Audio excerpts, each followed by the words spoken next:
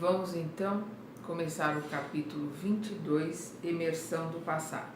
Nós vamos ver aqui que o Hilário, o André Luiz e o Aulus voltaram para a casa espírita, né, onde eles tinham feito aquele primeiro trabalho logo no começo do livro.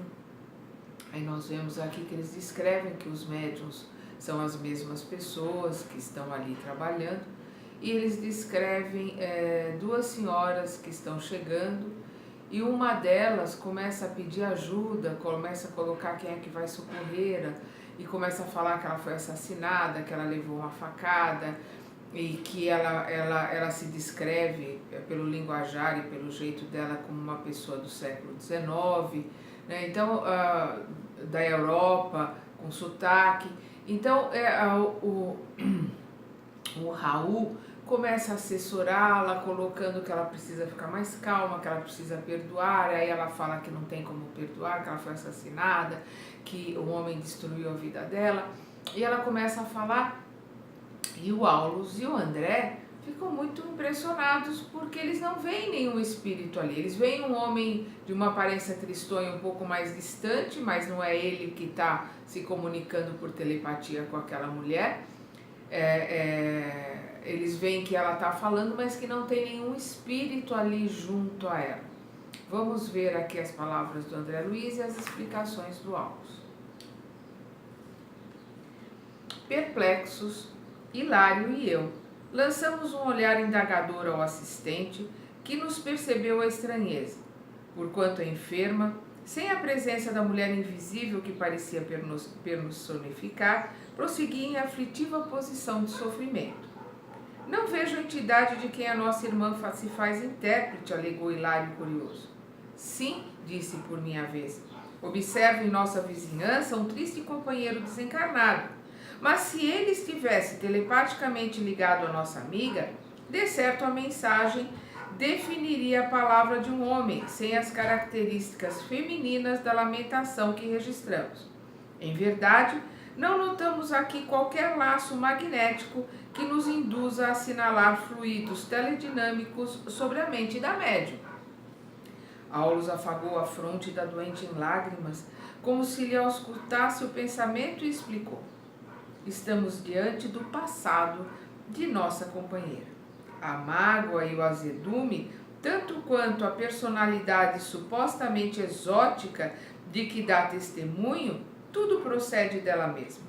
Ante a aproximação de antigo desafeto, que ainda a persegue de nosso plano, revive a experiência dolorosa que lhe ocorreu em cidade do velho mundo no século passado, e entra em seguida a padecer insopitável melancolia.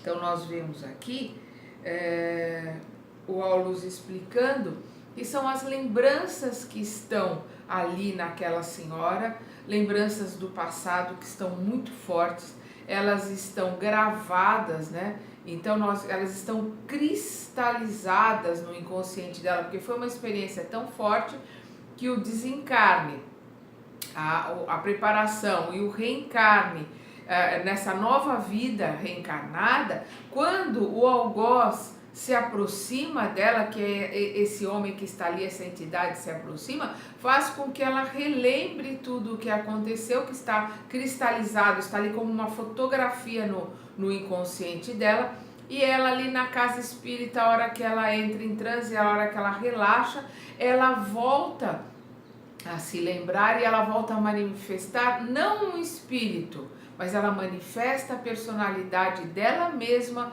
numa encarnação anterior. Vamos ver aqui, o André continua explicando. Recomeçou a luta, o Aulus continua falando, desculpa. Recomeçou a luta na carne, na presente reencarnação, possuída de novas esperanças. Contudo, tão logo experimenta a visitação espiritual do antigo verdugo, que a ela se enleia através de vigorosos laços de amor e ódio, perturba-se-lhe a vida mental, necessitada de mais ampla reeducação. É um caso no qual se faz possível a colheita de valiosos ensinamentos.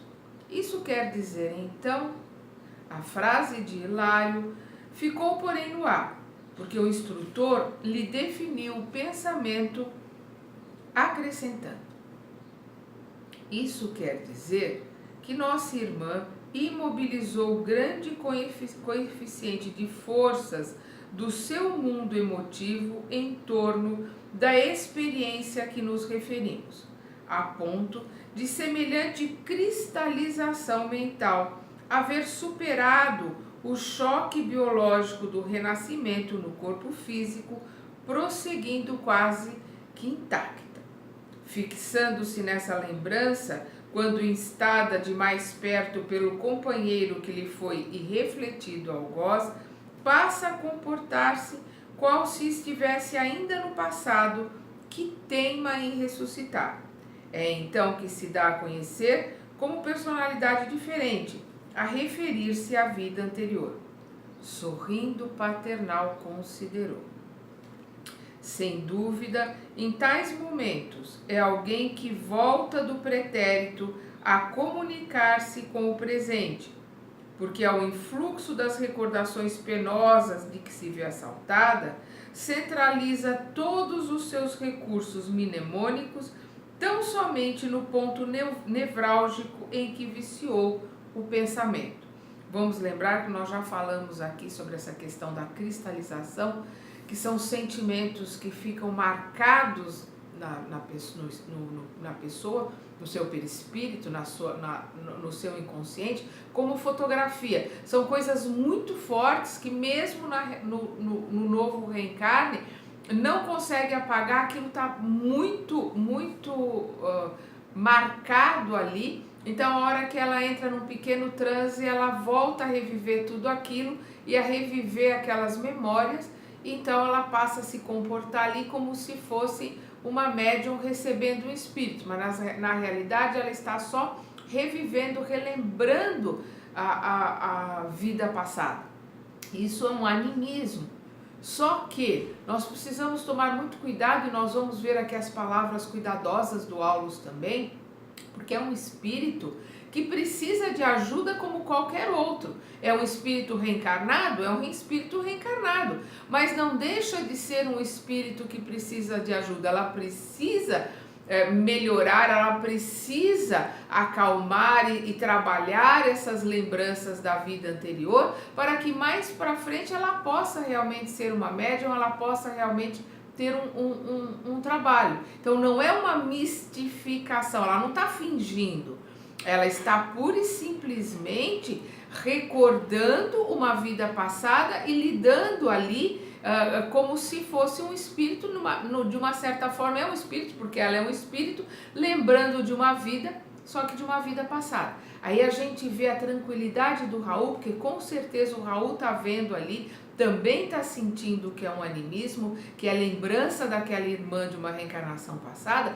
mas ele a trata com todo carinho, ele a trata como trataria um espírito que estivesse ali incorporado, precisando de ajuda, porque é um espírito que precisa de ajuda, só não está incorporado, ele está lembrando, ele está com reminiscências do passado, mas precisa de toda a ajuda.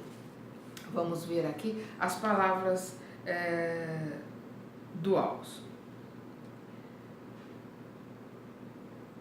Sorrindo paternal considerou: sem dúvida, em tais momentos é alguém que volta do pretérito a comunicar-se com o presente, porque ao influxo das recordações penosas de que se vê assaltada, centraliza todos os seus recursos mnemônicos tão somente no ponto nevrálgico em que viciou o pensamento. Para o psiquiatra comum, é apenas uma candidata à insulinoterapia ou ao eletrochoque. Entretanto, para nós, é uma enferma espiritual, uma consciência torturada, exigindo amparo moral e cultural para a renovação íntima, única base sólida que lhe assegurará o reajustamento definitivo. Analisei-a com atenção e concluí: mediunicamente falando, vemos aqui um processo de autêntico animismo. Nossa amiga supõe encarnar uma personalidade diferente, quando apenas exterioriza o mundo de si mesma. Poderíamos então classificar o fato no quadro da mistificação inconsciente? Interferiu Hilário indagador. Aulus meditou um minuto e ponderou. Muitos companheiros matriculados no serviço de implantação da nova era, sob a égide do Espiritismo, vêm convertendo a teoria animista num travão injustificável a lhes congelarem preciosas oportunidades de realização do bem, porquanto não nos cabe adotar como justas palavras, abre aspas, mistificação inconsciente ou subconsciente, fecha aspas, para batizar o fenômeno. Na realidade, a manifestação decorre dos próprios sentimentos de nossa amiga arrojados ao pretérito, de onde recolhe as impressões deprimentes de que se vê possuída, externando-as no meio em que se encontra. E a pobrezinha efetua isso quase na posição de perfeita sonâmbula, porquanto se concentra totalmente nas recordações que já assinalamos, como se reunisse todas as energias da memória numa simples ferida, com inteira despreocupação das responsabilidades que a reencarnação atual lhe confere. Achamo-nos, por esse motivo, perante uma doente mental, requisitando-nos o maior carinho para que se recupere.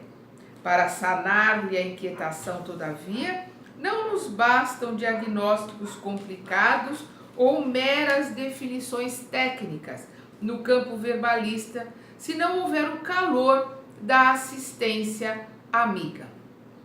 Nosso orientador fez ligeira pausa, acariciando a enferma, enquanto Raul Silva continuava a doutriná-la e a consolá-la, notificou-nos bondoso. O Aulus continua, né? Deve ser tratada com a mesma atenção que ministramos aos sofredores que se comunicam. É também um espírito imortal, solicitando-nos concurso e entendimento para que se lhes restabeleça a harmonia. A ideia de mistificação talvez nos impelisse a desrespeitosa atitude diante do seu padecimento moral. Por isso, nessas circunstâncias, é preciso armar o coração de amor, a fim de que possamos auxiliar e compreender. Um doutrinador sem tato fraterno apenas lhe agravaria o problema, porque a pretexto de servir a verdade, talvez lhe impusesse corretivo inoportuno ao invés de socorro providencial. Primeiro é preciso remover o mal, para depois fortificar a vítima na sua própria defesa. Felizmente, o nosso Raul assimila as correntes espirituais que prevalecem aqui, tornando-se o enfermeiro ideal para as situações desta ordem. Então, como nós havíamos comentado, o Raul está ali com todo o amor, com todo o carinho, mesmo vendo que é um animismo, conversando, tratando, pedindo para que ela perdoe o seu algoz, pedindo para que ela se acalme, que ela tenha uma atitude de perdão, uma atitude de compaixão diante de tudo que ela sofreu ali, que ela está lembrando, e o que é o principal. Nós vamos ver aqui na segunda parte deste capítulo, o Raul pedindo a ela que entre em oração. Ele faz com ela uma oração para acalmar esta irmã tão necessitada de ajuda como qualquer outro espírito que estivesse ali se comunicando. Vamos continuar estudando na segunda parte deste capítulo.